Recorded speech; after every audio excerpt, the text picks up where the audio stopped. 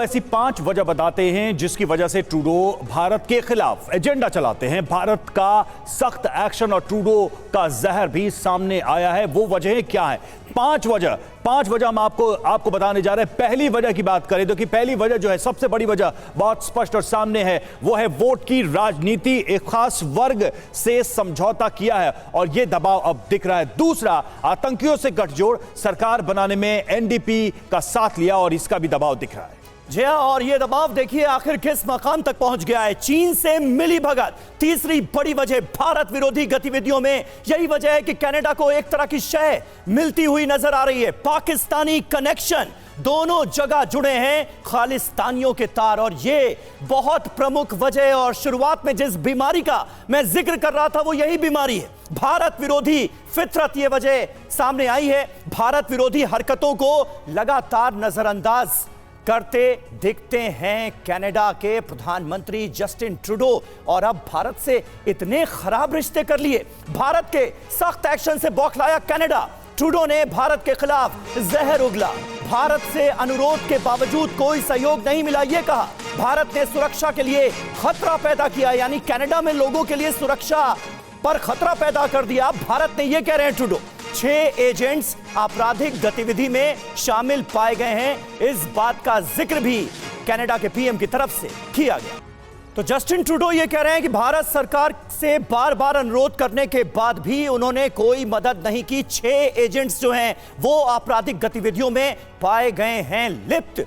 ये बड़ा आरोप उन्होंने लगा दिया। और हमारे साथ इस वक्त तमाम खास मेहमान मौजूद हैं, उनसे आपका तारुफ करा दें। अचल मल्होत्रा साहब हमारे साथ मौजूद हैं, पूर्व राजदूत। एम्बेसडर महेश सचदेव भी हमारे साथ जुड़ चुके हैं, स्टूडियो में ही मौजूद हैं। प्रोफेसर संजय भारद्वाज विदेश मामलों के जानकार हैं, वो भी हमारे साथ मौजूद है। लेकिन अचल मल्होत्रा साहब, पहला सवाल आपसे। कनाडा जो कह रहा है वो आपने सुना, जिस भाषा का, जिस लैंग्वेज का भारत के खिलाफ इस्तेमाल किया गया है वो आपने सुना। ये तमाम आरोप जो कनाडा की तरफ से लगाए जा रहे हैं कि भारत से हमने सहयोग की अपील की, भारत तो बार बार कहता रहा पिछले बीते 1 साल में कि आप सबूत पेश कीजिए। सिर्फ हवाई बयानबाजियां जो हैं वो कनाडा की तरफ से नहीं होनी चाहिए, सबूत पेश नहीं किए जा रहे हैं, संबंध लगातार खराब किए जा रहे हैं कनाडा की तरफ से। मंशा क्या नजर आती है कनाडा की?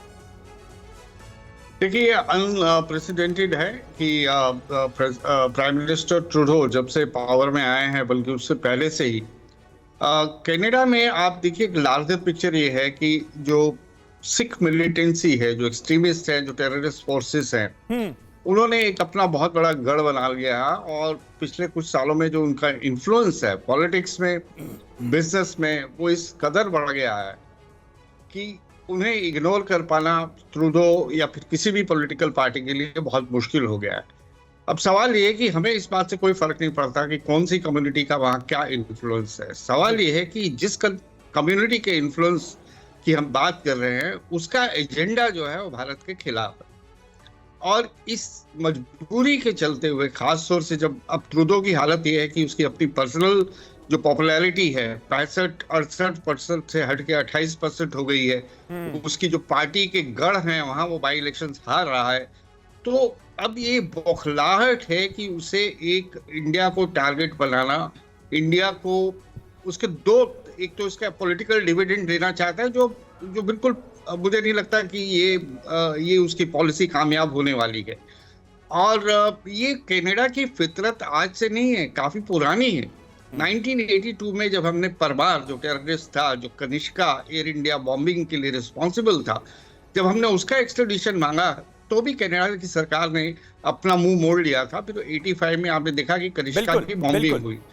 तो ये एक पैटर्न है जो चले जा रहा है, जो पिछले कुछ सालों में बहुत ही खुल के सामने आ गया है। और मुझे लगता है कि ट्रूडो ने तो इसकी जो है इंतहा कर दी है।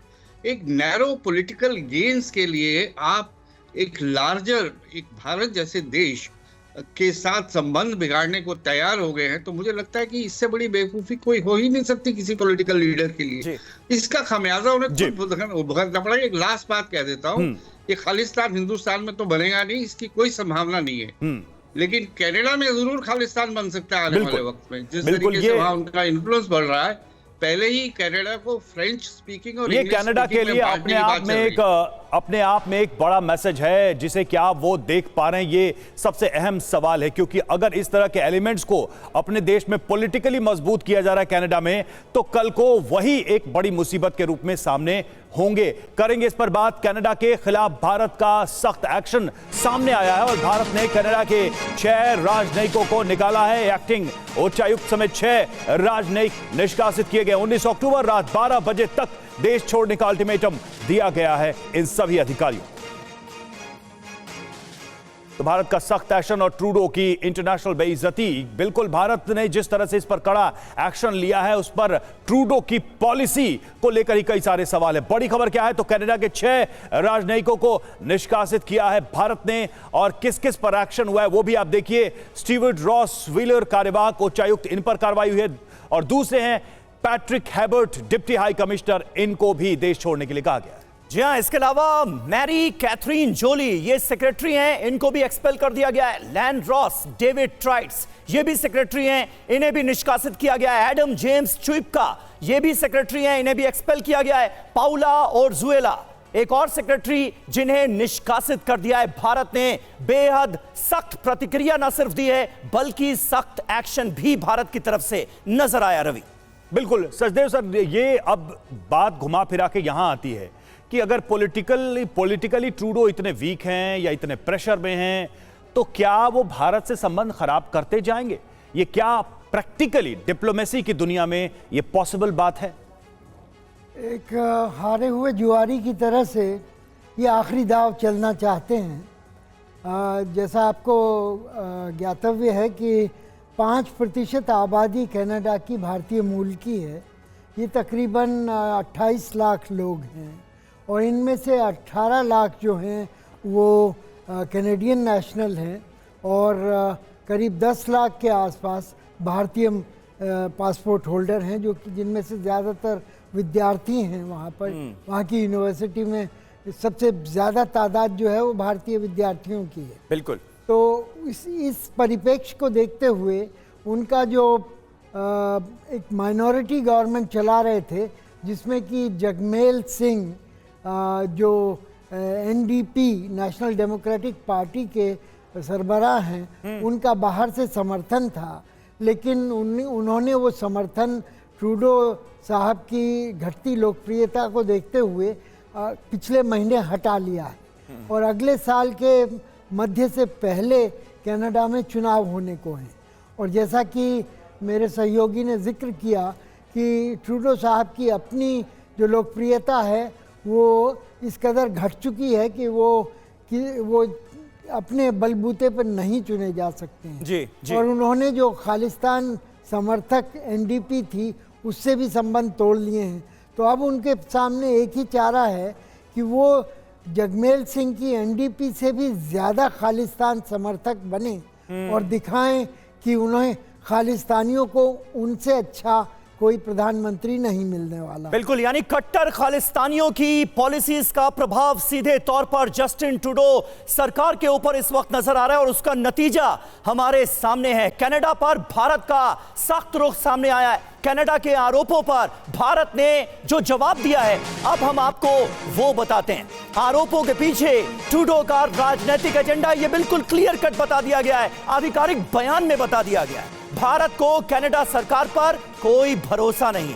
कनाडा से अपने उच्चायुक्त को हमने वापस बुला लिया है। ये आधिकारिक बयान भारत की तरफ से जारी किया गया है, जिसमें बिल्कुल साफ किया गया है ये जस्टिन ट्रूडो का राजनीतिक एजेंडा है, और जो हम कह रहे हैं वोट बैंक के लिए ट्रूडो ने ये सब कुछ किया है, ये भी हमने क्लियर कर दिया है।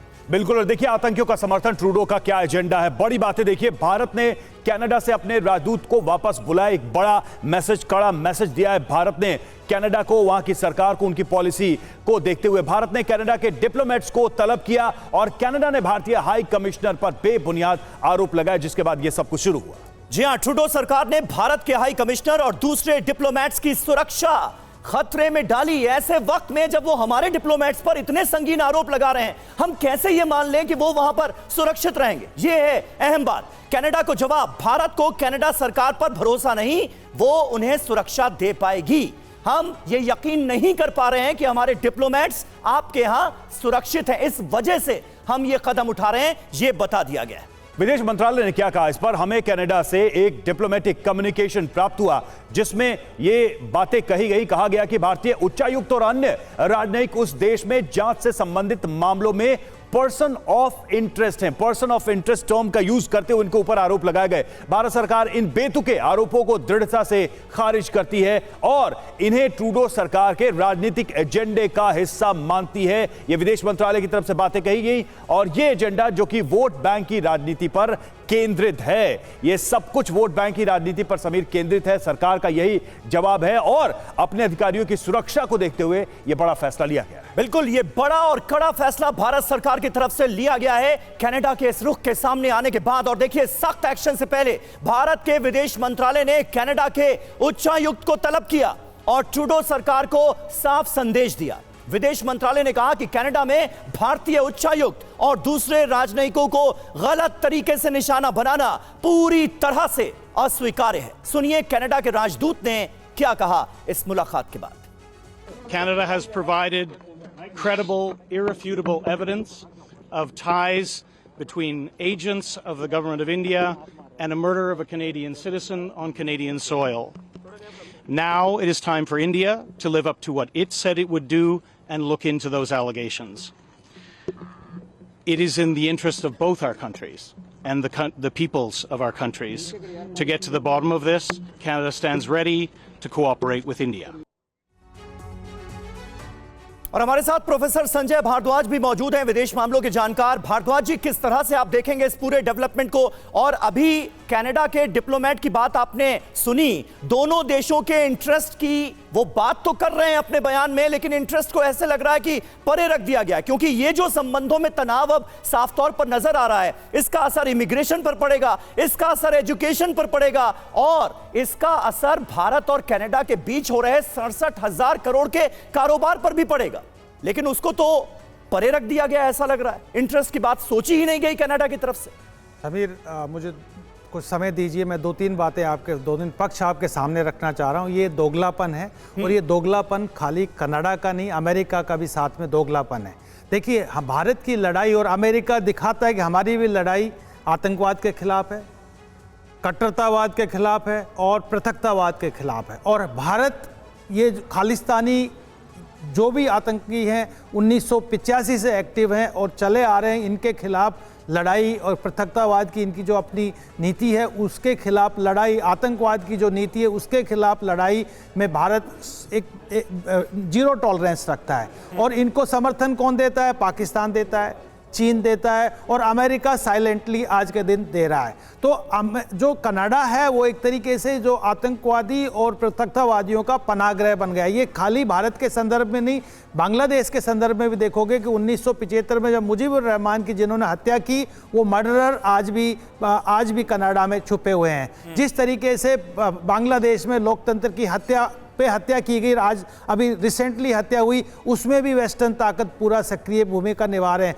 तो ये जो दोगलापन है इनका, ये निश्चित रूप से भारत और दक्षिणी एशिया के वेस्टर्न पश्चिमी देशों के प्रति संबंधों को पे सवाल करता है। अब जहां तक सवाल आता है एजुकेशन का, ट्रेड का, निश्चित रूप से लगभग 40%, 8 लाख वहाँ पे स्टूडेंट्स हैं, उसमें 40% भारतीय हैं। एक बड़ा भारत का एक स्टूडेंट जो छात्र हैं वो कनाडा में पढ़ाई करता है। लगभग हमारा $8 बिलियन का ट्रेड है और इतना स्ट्रॉन्ग रिलेशंस हैं कि माइग्रेंट कम्युनिटी भारत से जो प्रेफर करते हैं वो कनाडा जाके प्रेफर करते हैं। लेकिन उसमें जो ट्रूडो का जो अपना राजनीतिक हित है, जो चुनाव की राजनीति है, उसको वो रिफ्यूजी जो यहाँ से गए हैं, जो आतंकवादी छिपे हुए हैं, उनको मोहरा बना के अपनी राजनीति को चमकाने के लिए। लेकिन ये बात देखिए कि ये अंतर्राष्ट्रीय कम्युनिटी के लिए गलत मैसेजिंग है कि आप आतंकवादियों को, पृथकतावादियों को, कट्टरपंथियों को पनाह दे रहे हो। बात यह है कि जो वैश्विक आतंकवाद के खिलाफ लड़ाई की बात कही गई थी और जिसको लेकर रेजोल्यूशन पास किए गए, जिसको लेकर देश एक साथ आए, उसको ये बड़ी चोट होगी। क्योंकि जिस तरीके से ऐसे गुटों के साथ ट्रूडो खड़े नजर आते हैं, वो यही सवाल पैदा करता है, क्यों आतंकियों के समर्थक है ट्रूडो? ये सवाल पैदा होता है इस सारी गतिविधि और सारे एक्शन के बाद थे। जरा कुछ नंबर्स पर गौर करेंगे तो शायद और बात समझ में आएगी। कनाडा की संसद में कुल 300 138 सांसद हैं, ये जो स्ट्रेंथ है पार्लियामेंट की वो है। बहुमत के लिए कितनी सीटें चाहिए, कितने नंबर चाहिए, वो नंबर है 170, ये मेजॉरिटी नंबर है समीर। बिल्कुल, और ट्रूडो की लिबरल पार्टी के सांसद हैं 158, यानी बहुमत से कम। जस्टिन ट्रूडो की लिबरल पार्टी को बहुमत नहीं हासिल है। मजबूरियां भी तो समझिए जस्टिन ट्रूडो की कि ऐसी हरकत वो कर क्यों रहे हैं। ट्रूडो न्यू डेमोक्रेटिक पार्टी का समर्थन ले चुके हैं। उन्होंने समर्थन लिया। एनडीपी का मुखिया कौन है? एनडीपी का मुखिया है जगमीत सिंह, और इसके काले कारनामों के तो क्या ही कहने। जगमीत सिंह कट्टर खालिस्तान समर्थक है और इसका समर्थन लेने की मजबूरी जस्टिन ट्रूडो के लिए है, यह भी आप समझिए। जगमीत की पार्टी एनडीपी के कुल 24 सांसद हैं, यानी कि यह संख्या पर्याप्त है ट्रूडो के लिए। अब ट्रूडो की मजबूरी हम बता रहे हैं। अब तक एनडीपी के भरोसे ट्रूडो की सरकार को बहुमत था, यानी सरकार वहां पर चल पा रही थी। खास बात है कि पिछले महीने एनडीपी पार्टी ने अपना समर्थन वापस ले लिया। ट्रूडो की सरकार खतरे में आ गई, नंबर्स कम हो गए। बहुमत परीक्षण में ट्रूडो को दूसरी पार्टी का समर्थन मिला, और ऐसे में ये जो दबाव दिख रहा है, ये जो दिखाई दे रहा है कि बहुत मार्जिनल ये सरकार चल रही है। आने वाले समय में चुनाव में क्या वाकई में रिपीट कर पाएंगे ट्रूडो या उनकी पार्टी जीत पाएगी, ये भी एक दबाव बन रहा है। लेकिन सवाल है कि क्या आतंकवाद को समर्थन दिया जा सकता है इस शर्त पर? अचल राजभर सर, सवाल यही है, यही सवाल मैं आपसे करना चाह रहा हूं। टेररिज्म की लड़ाई को ट्रूडो क्या कमजोर कर रहे हैं अपने इस एक्शन से, अपने इस कदम से? क्योंकि पूरी दुनिया ने जब टेररिज्म के खिलाफ लड़ने की कसम खाई थी तो कनाडा कोई अलग नहीं था, लेकिन अब ऐसा लग रहा है कि जो पाकिस्तान करता है कमोबेश, कनाडा भी वही कर रहा है।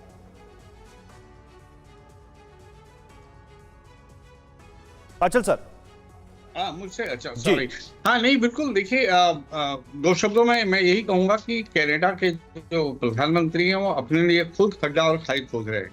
अपने देश में इमिग्रेशन के लॉज को तोड़ मरोड़ के आप इस तरह के unwanted criminals, unwanted terrorist, extremist को अपने यहाँ पनाह दे रहे हैं नैरो पॉलिटिकल गेन्स के लिए। ये आने वाले वक्त में मान के चलिए कि कनाडा के लिए बहुत ही मुश्किल समय लाने वाला है। मैंने पहले भी कहा, कहीं और खालिस्तान बने या ना बने, कनाडा का एक हिस्सा ओंटारियो, जहां सिख्स की कम्युनिटीज की पॉपुलेशन काफ़ी और इन्फ्लुएंस बहुत ज़्यादा है, और एक एस्टिमेट है कि 2050 तक सिख जो है, वहाँ की सिख कम्युनिटी की जो पॉपुलेशन है पूरी दुनिया में दूसरे नंबर पे आ जाएगी। पंजाब से ज़्यादा बड़ा पंजाब वहाँ बनने वाला है। पहले से ही कनाडा में क्यूबेक रीजन में जो है फ्रेंच स्पीकिंग अपने लिए एक अलग देश बनाने की बात कर रहे हैं। इंग्लिश स्पीकिंग अलग होने की बात हो रही है।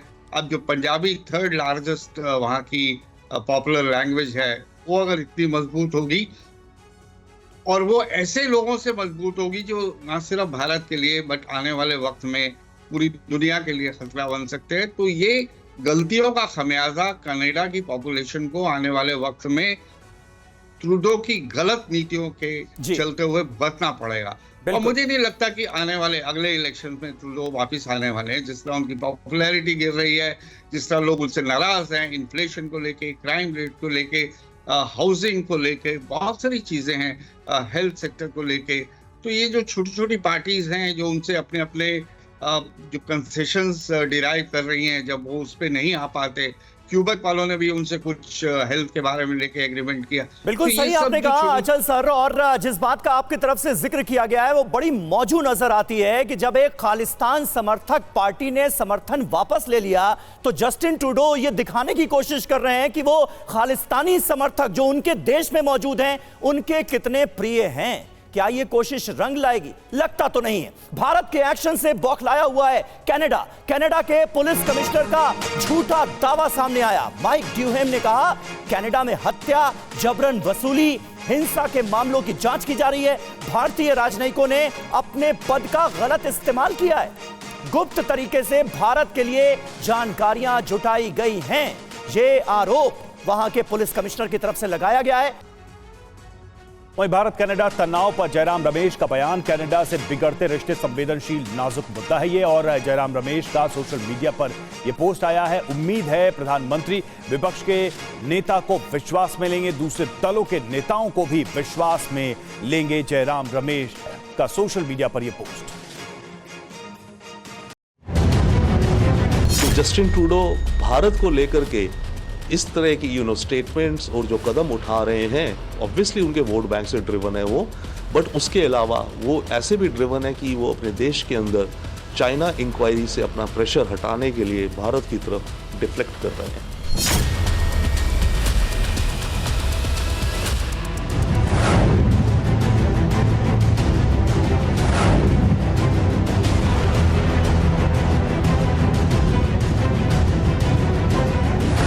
डींगे मार रहा है ना ट्रूडो कि मेरे नागरिक हैं। भाई तेरे को अगर अपने नागरिकों को की रक्षा करनी है तो हमको भी तो अपने देश की रक्षा करनी है। ये कैसे हो सकता है कि आपके नागरिक जो है वो बड़े वो है आपके लिए मान्य है और हमारे जो नागरिक हैं और उनकी जो सुरक्षा है वो मान्य नहीं है? ऐसे तो नहीं हो सकता ना।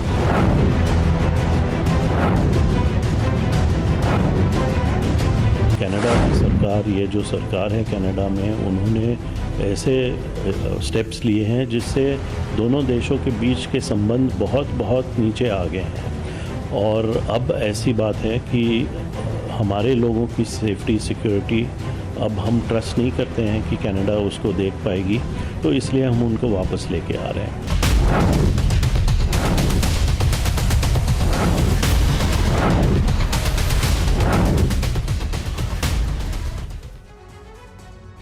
और हमारे साथ इस वक्त सचदेव सर भी मौजूद हैं। सचदेव सर, इस वक्त पूरी दुनिया में जो परिस्थितियां हैं, पश्चिमी देशों के खेमे में भारत के ना जाने की खिसियाहट भी एक नजर आ रही है क्या? इसमें ब्रिक्स समिट होनी है रूस में, और उससे पहले ऐसा तो नहीं कि अमेरिका के सहयोग से कनाडा एक तरह की दबाव बनाने की कोशिश भारत पर कर रहा है इस तरह की बातें करके? विश्व राजनीति में और कूटनीति में एक ये बड़ा महत्वपूर्ण पड़ाव है जी, जिसमें कि पोलराइजेशन हो रहा है, ध्रुवीकरण हो रहा है और नए नए खेमे बन रहे हैं और उनसे लोग जुड़ रहे हैं और उनसे अलग हो रहे हैं। तो ऐसी परिस्थितियों में कनाडा का ये जो कदम है, ये इसके कई अलग तरह से मायने लिए जा सकते हैं, लेकिन मुझे ये कहने का मौका दीजिए कि मेरे हिसाब से ये संबंध एक सीमा के अंदर ही रहेंगे और इनमें बहुत बड़ा परिवर्तन नहीं होने वाला है। जिसके लिए मैं आर्थिक कारण आपके सामने प्रस्तुत करता हूँ। कनाडा के जो निवेशक हैं, उन्होंने भारत में $70 बिलियन इन्वेस्ट किया हुआ है और कनाडा की आबादी का, जैसा मैं कह चुका हूँ, 5% आबादी भारतीय मूल के लोगों की है, जिनमें से तकरीबन आधे नॉन सिख हैं। तो आप कह रहे हैं कि जो इन सब चीज़ों की वजह से, और दूसरी तरफ जिस तरह से और चीज़ों के बारे में भी कहा गया है, यानी कि कल्चरल कनेक्शन, हमारा इकोनॉमिक जो कनेक्शन है, रिलेशंस हैं, वो ऐसे लिमिटेशंस को बनाएंगे जिससे ये संबंध बहुत ज्यादा नहीं बिगड़ पाएंगे और ये दबाव भी रहेगा कनाडा की सरकार के ऊपर।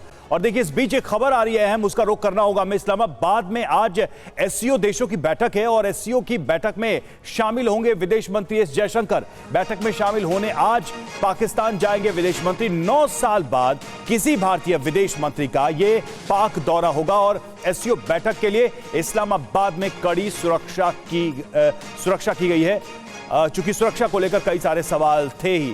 संजय भारद्वाज सर, अब ये जो दौरा है, इसको आप कैसे देखते हैं? 9 साल का गैप है, पाकिस्तान को लेकर कई सारे सवाल पहले से ही हैं, लेकिन फिर भी भारत एससीओ में पार्टिसिपेट करने के लिए पाकिस्तान जा रहा है।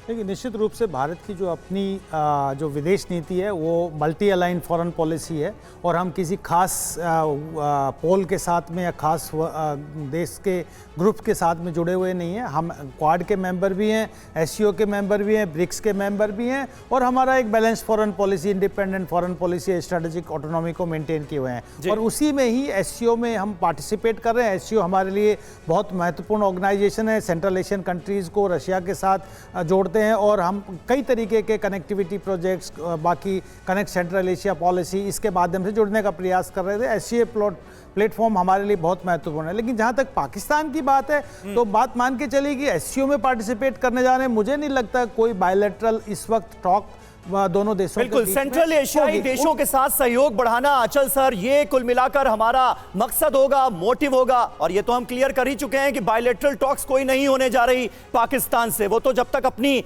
हरकतों पर अंकुश नहीं लगाएगा तब तक वो मुमकिन नहीं है। तो भले ही पाकिस्तान जा रहे हैं, लेकिन पाकिस्तान के साथ जो बातचीत होगी उसमें क्या कुछ निकलकर सामने आएगा, इसे लेकर किसी को कुछ उम्मीद लगाने की जरूरत तो है नहीं। क्या कहेंगे आप?